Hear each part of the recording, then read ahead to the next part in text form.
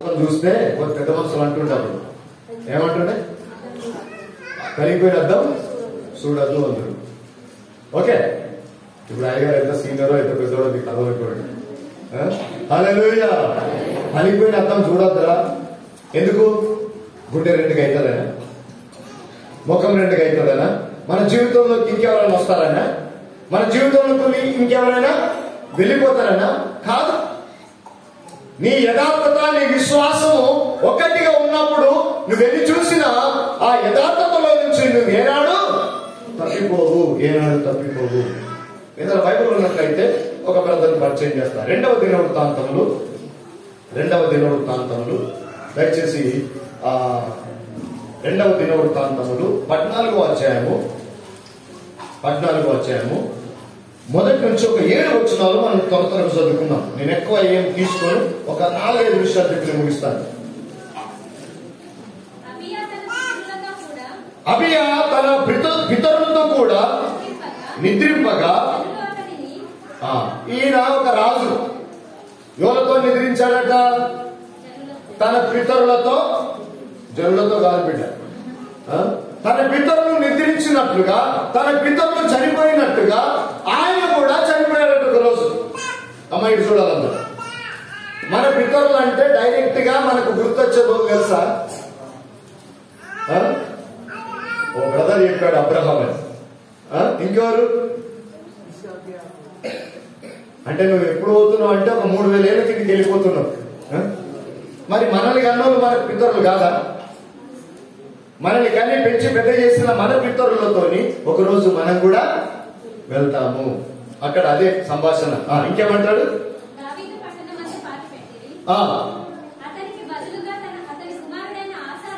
అతనికి బదులుగా అతని కుమారుడైన ఆస రాజాయను. ఇతని దినములలో దేశము 10 సంవత్సరములు నెమ్మది. అతడు ఎవరు? ఇతడు ఎవరు? అమ్మ చెప్పాలి. అతడు అబియా అనేటైన అతడు, ఆశ అనేటైన ఇతను. ఇతని దినములలో 10 సంవత్సరములు దేశము నెమ్మది పొందెను. హల్లెలూయా. ఈ ఆశా పరిపాలనలో 10 సంవత్సరాలు నెమ్మదిగా ఎట్లుంది దేశం? దాని వెనకాలన్న మరణం ఏంటి? ఆ నెమ్మదిగా ఉన్న ఆ 10 సంవత్సరాలలో ఈ ఆశ అనే రాజు చేసిన రాజ్యాంగ పరిపాలన ఏంటి అనే ఆలోచన మనం చేయగలిగితే కింది వచ్చిన చదవండి. ఆశ తన దేవుడైన యెహోవా దృష్టికి అనుకూలముగాను యథార్థముగాను నడిచిన వాడై అన్యదేవతల బలిపీఠములను పడగొట్టి ఉన్నత స్థలములను పాడు చేసి ప్రతిమలను పగలగొట్టి కొట్టివేయించి వారి పితరుల దేవుడైన యెహోవాను ఆశ్రయించుటకును ధర్మశాస్త్రమును బట్టి విధిని బట్టి జరిగించుటకును యూదా వారికి ఆజ్ఞాపించి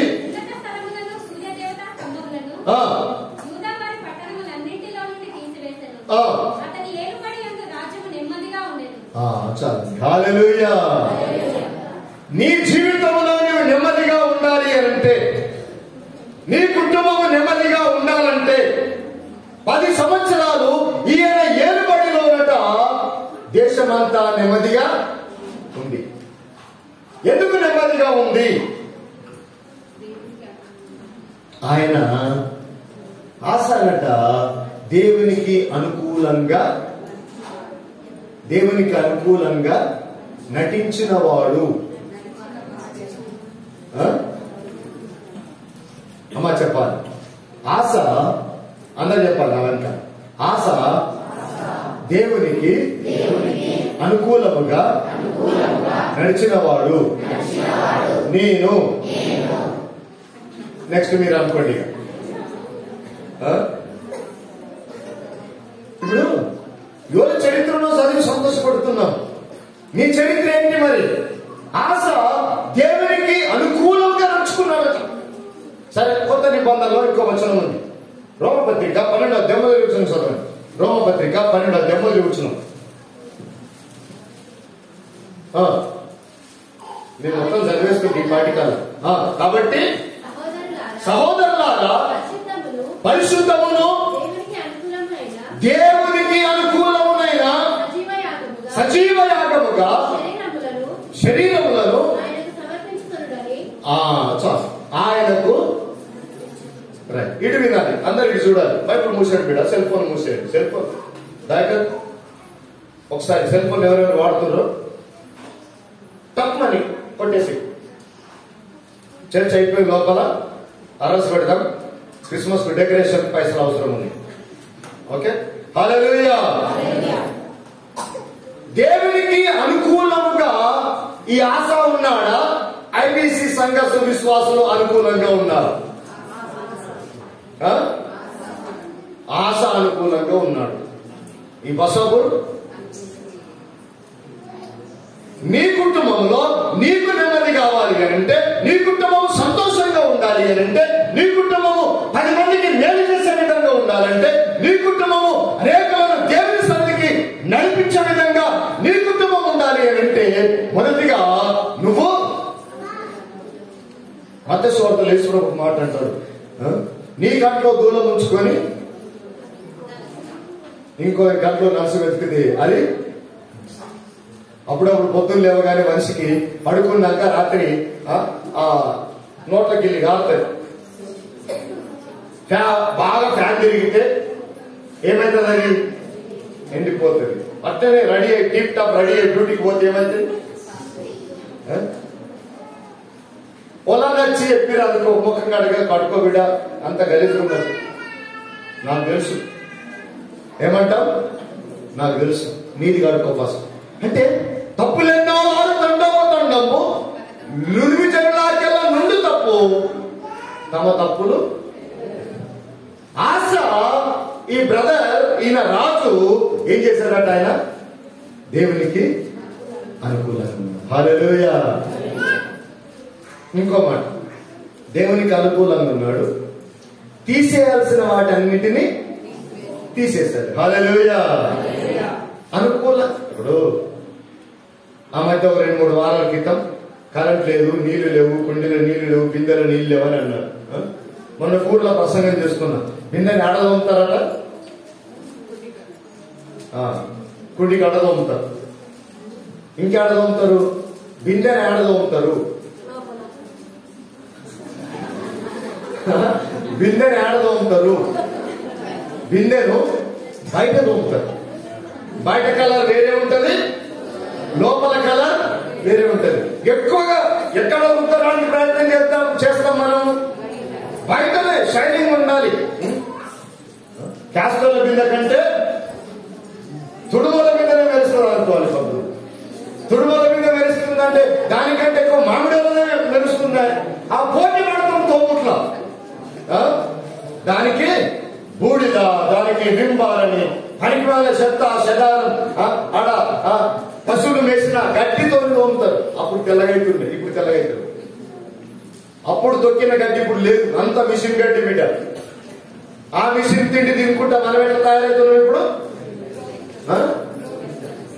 మనం కూడా మిషన్లం అయిపోతున్నాం. ఇప్పుడు మనం కూడా మిషన్లం అయిపోతున్నాం. ఆశ దేవునికి అనుకూలంగా ఉన్నాడు, తీసేవాల్సిన అన్నిటినీ తీసాడు. ఎంతమందికి అంటే ఈ పాతలకు బాగా తెలుసు. పశువులు వ్యవసాయం ఉన్న రోజు, పశువులు బర్రెలు, గొడ్లు, గోద, పొట్టం ఉన్న రోజు పొత్తులు లేవగానే పొట్టంలోకి వెళ్ళి పెండ తీసిన అనుభవం ఎంతమందికి ఉంది? పెండ వెరీ గుడ్. ఆ పెండను తీసుకొచ్చి సీసీ రోడ్లు లేకముందు ఆ పెండను తీసుకొచ్చి బకెట్లో మంచిగా విసికి బకెట్లో ఒక ఆయన అన్నాడు. అంటే అది యాంటీబయాటిక్ నానా రకాల శాస్త్రాలు ఏమేమో చెప్తాయి. ఒక ఆయన ఇంగ్లీష్ అయినా వచ్చి ఆ పెండంతా కలిపి ఆకెట్లో తగ్గుతుంటే How can you use cow dung on your house?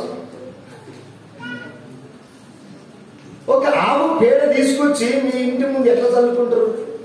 ఆ వాసన కూడా మన శరీరానికి బ్యాక్టీరియా పనిచేస్తుంది, ఆరోగ్యానికి మంచిది. ఇప్పుడు ఈ చదివే పిల్లలు, ఈ బీటెక్లు, హైటెక్లు, ఎంటెక్లు, ఈ చదివే పిల్లలకు కొట్టంలో పోయి పెండ తీపిట్టారంటే ఆ సిచ్యువేషన్స్ ఉన్నాయా?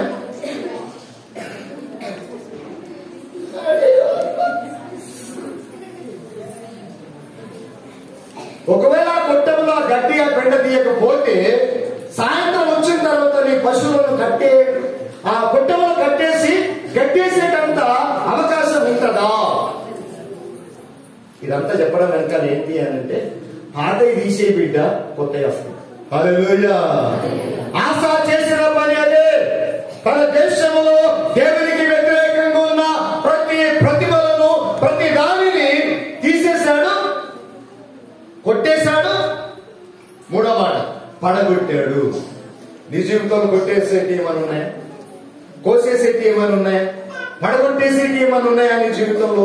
పడగొట్టి బిడ్డ నీ జీవితంలో నెమ్మది ఉంటుంది. హల్లెలూయా.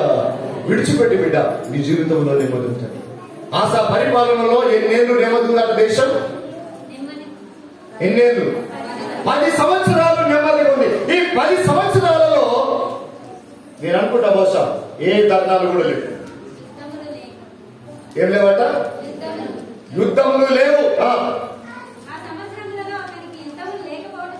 యుద్ధములు లేకపోవడం చేత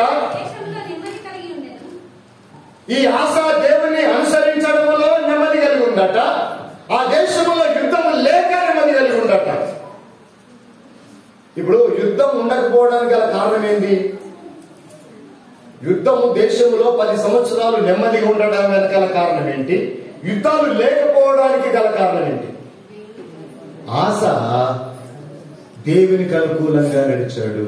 రెండవది, ఆ దేశంలో దేవునికి వ్యతిరేకంగా ఉన్న ప్రతి దానిని, తన పితరులు చేసిన ప్రతి పాపిష్టి కార్యాలను ఆయన ఏం చేశాడు? పడగొట్టాడు, కూలగొట్టాడు, పడేశాడు, కొట్టివేశాడు. ఇంకా చదవండి, కింది వచ్చాను.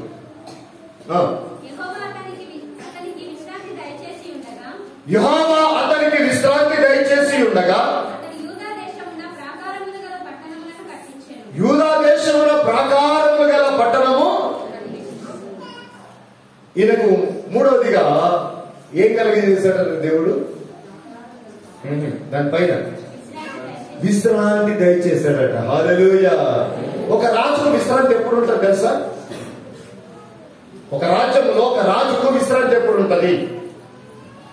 అయ్యో, ఆ రాజ్యములో సమస్యలు లేనప్పుడు. రెండవది, రాజ్యం మీదకి ఇతరుల రాజ్యాలు దండెత్తి యుద్ధం చేయడానికి వాళ్ళు రాకుండా ఉన్నప్పుడు ఈ రాజు విశ్రాంతి తీసుకుంటారు.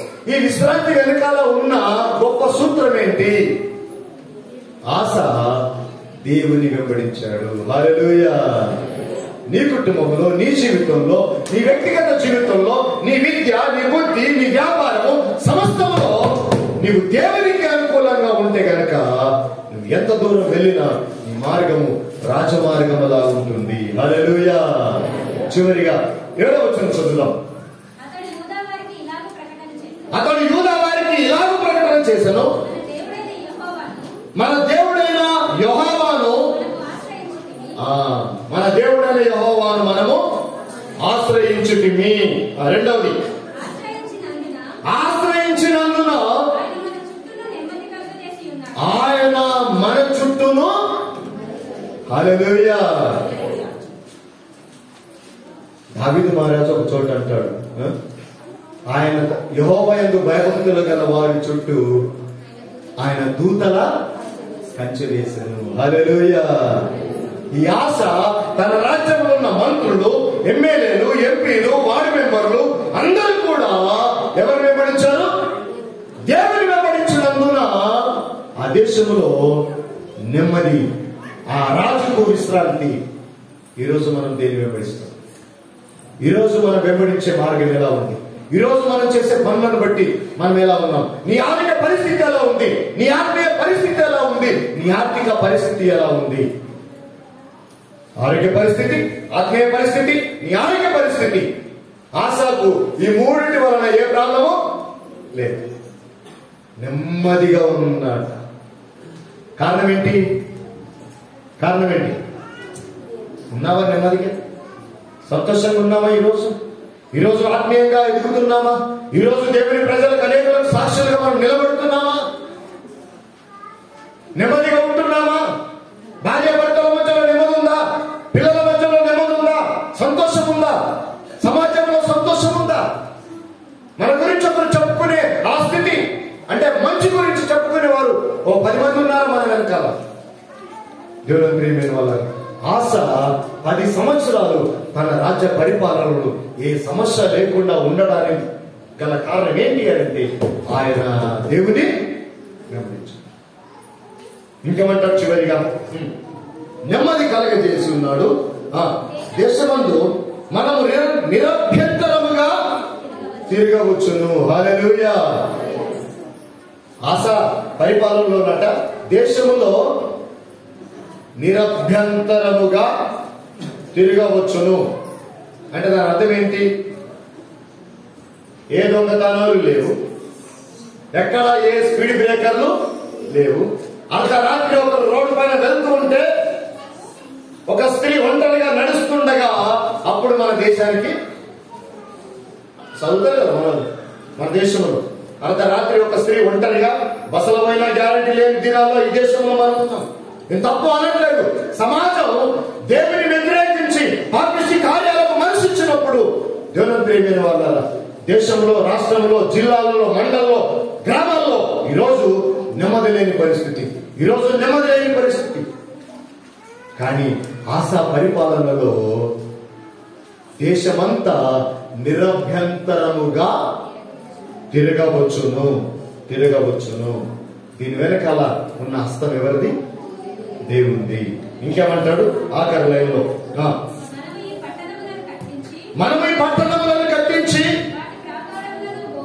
వాటిని ప్రాకారములను, గోపురములను, గుమ్మములను, ద్వారబంధములను అమర్చుటము కాగా వారు పట్టణములను కట్టి వృద్ధి పొందిరి. హల్లెలూయా. కాగా వారు పట్టణములను కట్టి వృద్ధి పొందిరి. ఆ పట్టణానికి ఏమేమి కట్టారట? ఏమేమి కట్టారు? ప్రాకారములు, గోపురములు, గుమ్మములు, ద్వారబంధములు. అమ్మా, నీ ఇంటికి 4 అవసరమా కాదా? ప్రాకారములు, గోడలు, గోపురములు, ద్వారబంధములు. ద్వారబంధములు అంటే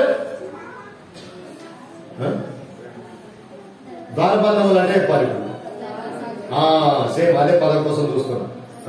దర్వాజా మన తెలంగాణ భాషలో దర్వాజా, అదే బైబిల్ భాషలో గుమ్మము.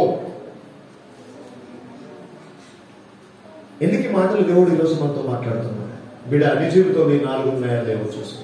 ఆశ మన జీవితంలో యాగరగా ఎందుకు దేవుడు ఈరోజు, నేను కూడా అనుకోలేదు, ఎందుకు ఈ ఆఖరి 8 రోజులలో ఎందుకు దేవుడు ఈ ఆశను మన ముందు పెట్టాడు? ఆ బ్రదర్ రండి, బ్రదర్ని పిలిచాను. ఏ బ్రదర్ని పిలిచాను ఈరోజు నేను? ఇక్కడ ఉన్న సిస్టర్లు, బ్రదర్లు అంతా ఇప్పుడు ఏమై ఉండాలి? ఈ సంవత్సరం ఇంకో 8 రోజులు ఉంది. నీ జీవితంలో దేవునికి ఆయాసకరంగా ఉన్న వాటిని కొట్టేసేందుకు, పడేసేందుకు, ఎత్తిపోసేందుకు ఇంకో 8 రోజులు మిగిలి ఉంది. ఆయన కొట్టేశాడు కనుక, పట్టణాలను కట్టించాడు కనుక, దేవుని యందు అనుకూలంగా జీవించాడు కనుక ఎట్లా బతికాడట? మనం చదివిన 7 వచనాలలో నెమ్మది ఎన్నిసార్లు ఉందో తెలుసా? కథ 2 సార్లు ఉంటుంది. ఎన్నిసార్లు బిడ్డ లెక్క పెడతాడు? 3 సార్లా? ఎక్కడెక్కడ? ఫస్ట్ ఇది నంబర్ 1 నెమ్మది. చదవాలి, టైం వేస్ట్ చేయడం.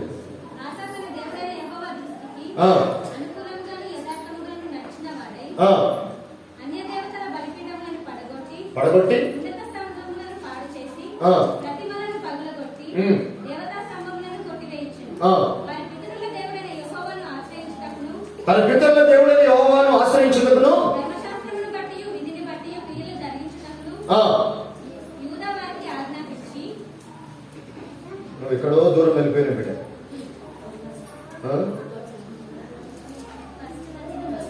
ఫస్ట్ వచనం చదువు. అతని దినములలో దేశము 10 సంవత్సరములు నెమ్మది పొందెను. నువ్వు అది కాకుండా ఆడికో పోయి చదివితే నాకెట్లా అర్థమవుతుంది? నేను కన్ఫ్యూజ్ అయిపోయినాడు. 10 సంవత్సరాలు నెమ్మదిగా అతని దినములలో, వాళ్ళ పితరుల దినాలలో దేశం నెమ్మది లేదు అని అర్థం. మీ అయ్యవ వలన నీకు నెమ్మది ఉందా? ఒకవేళ లేకపోతే నువ్వేం చేయాలి? మమ్మీ డాడీని నేను పడతా, నేను నెమ్మది కుడతా, నా ఇల్లు నేను కట్టుకుంటా అంటుండదు బిడ్డ. లోబడి దేవుని మీద విశ్వాసం కలిగి భయం భక్తి కలిగి ఉంటే నీకు నెమ్మది వస్తుంది. రెండవది, అతని ఏలుబడి యందు రాజ్యం నెమ్మదిగా ఉంది. అతని ఏలుబడి యందు రాజ్యం నెమ్మదిగా ఉండాలి. మూడవది, ఆయన మన చుట్టూ నెమ్మది కలుగజేసి ఉన్నాడు. దేవుడు మన చుట్టూ నెమ్మది కలిగజేసి ఉన్నాడు. హల్లెలూయా. మన చుట్టూ నెమ్మది. ఈ నెమ్మది వెనకాల ఉన్న సూత్రం ఏంటి అని అంటే, నువ్వు దేవునికి అనుకూలంగా ఉండు. నీ జీవితంలో కొట్టేసి తీసేసి మొత్తం తీసేసి ఏముందో. ఇప్పటిదాకా మనం బిందెని అడగలిగినాం, ఎక్కడ కడిగినాం? అందరి పాలల బిందెలు మెరుస్తున్నాయి, కానీ లోపల అన్ని పాలల బిందెలు సేమ్ కలర్ ఉంటాయి. నువ్వెంత తోవినా ఉడకవే వెళ్ళిపోయా. నువ్వెంత ఉడికినా ఆ కవి రాసినైనా నీ రుచి అనలే, నీ కంపు. ఆశ తన రాజ్యంలో ఉన్న కంపు అంతటి తీసేశాడు. హల్లెలూయా. అతని ఏలుబడిలో రాజ్యములో నిరభ్యంతరముగా తిరగవచ్చు.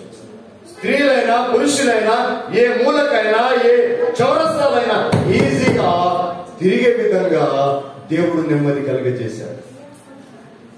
ఈరోజు నీవు నీ కుటుంబంలో నెమ్మదిగా బ్రతుకుతే, ఈరోజు నీ కుటుంబంలో నెమ్మదిగా ఉండగలిగితే దేవుడు నిన్ను నీ కుటుంబాన్ని దీవించుకోక చేస్తాడు. ఇది యథార్థం, ఇది సత్యం. అలా నెమ్మదిగా ఉన్న కుటుంబాలు ఇంకా ఇంచుమించు ఒక 10 మంది ఉన్నారు. దేవుడి చిత్తమైతే వచ్చే సంవత్సరం మనం ధ్యానం చేసుకున్నాం. ఈరోజు నువ్వు లేచినప్పుడు ఏ బ్రదర్ని గుర్తుకు చేసుకోవాలి? ఇప్పుడు మీరంతా చెప్పాలి. నువ్వు నడుచున్నప్పుడు ఆశ. నీ ధ్యాస మళ్ళిందా? నీ ధ్యాస మళ్ళిందా? దేవుని మీదకి వెళ్ళి ఆశ ధ్యాస మళ్ళలేదు. అమ్మా, నా భాష అర్థమైందా? దేవుని మీద నుండి ఈ ఆశ రాజు యొక్క ధ్యాస ఒకవేళ మళ్ళీ ఉంటే ఆయన జీవితంలో నెమ్మది ఉండేది కాదు, రాజ్యంలో నెమ్మది ఉండేది కాదు. నీ జీవితంలో కూడా ఇంకో 8 రోజులు ఉంది బిడ్డ. 8ఏనా? 4, ఇంకో 4, 8. ఈ 8 రోజులలో నీ ధ్యాస దేవుని మీద ఉంచు, నీ యాస మారుతుంది. హల్లెలూయా. నీ యాస మారాలి, నీ మార్గం యొక్క యాస మారాలి, నీ భాష యాస మారాలి, లేదా నువ్వు నడిచే మార్గం మారాలి. చివరిగా నువ్వు నడిచే మార్గం అట నిరభ్యంతరముగా ఉండాలి. హల్లెలూయా.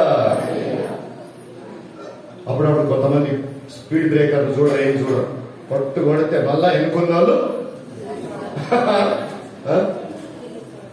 నీ మార్గంలో ఆ స్పీడ్ బ్రేకర్లు నిన్ను పడేసేటివి 3 స్పీడ్ బ్రేకర్లు ఉంటాయి. 3 స్పీడ్ బ్రేకర్లు ఉన్నాయి బిడ్డ నిన్ను పడేసేటి. ఏంటో తెలుసా? నేత్రాశ, శరీరాశ, జోబుడము. ఈ 3 స్పీడ్ బ్రేకర్లు ఆశను ఏమి చేయలేకపోయాయి.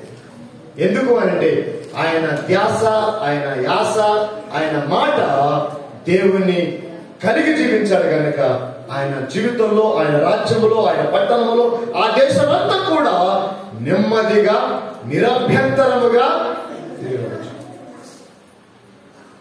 మన సంఘంలో మన బిడ్డలు ఎప్పుడైనా హైదరాబాద్ పోయి రాంపేట బస్ స్టాండ్లలో లేకపోతే మన బస్సాపూర్ బస్ స్టాప్ కాడ దిగితే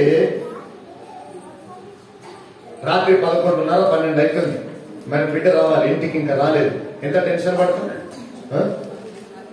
ఎంత టెన్షన్ పడతాం, కానీ ఆశా దినాలలో ఆ టెన్షనే లేదు. హల్లెలూయా. గడి చెప్దాం అందరం ఒకసారి. దేవా, నేను మాకు సంవత్సరం మారుతానయ్యా, నీకు ఆయాసకరంగా ఉన్న వాటన్నిటినీ నేను కొట్టివేస్తాను.